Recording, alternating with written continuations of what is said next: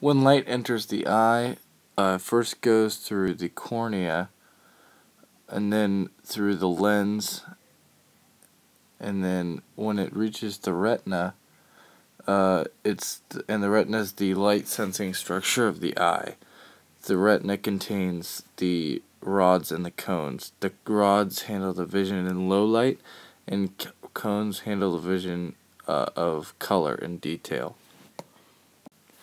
The cornea has refractive power that bends the light, and they pass freely through the pupil, the black size-changing hole inside the iris. So the iris is the colored part of your eye. The iris can the iris can is like a shutter of a camera. It can enlarge and shrink depending on how much of the light is entering the eye. The lens of the eye shortens and lengthens its width in order to focus the light properly. The vitreous is a gel-like substance that helps the eye hold its spherical shape. The retina functions like film and camera. It's responsible for capturing the light rays, and then what it does is it processes them into light impulses through nerve endings, and then it sends the light impulses through the nerve fibers and into the optic nerve.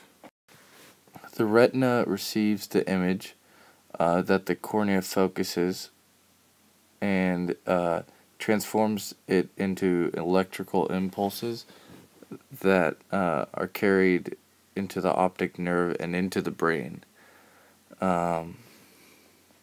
If even the tiniest scar on the retina can impair vision for life.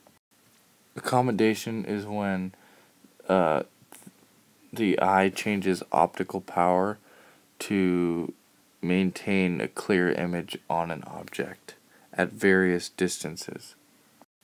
Phototransduction is when light is converted into electrical signals in the rod cells, remember the black and white, and the cone cells, which is the color, and it's sent into the retina of the eye.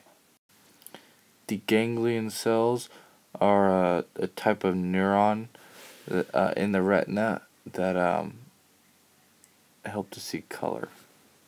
The thalamus is a part of the brain that controls vision. Blind spot is a part of your vision that you can't see out of. It's just all blurry in that part of the eye if you have impaired vision.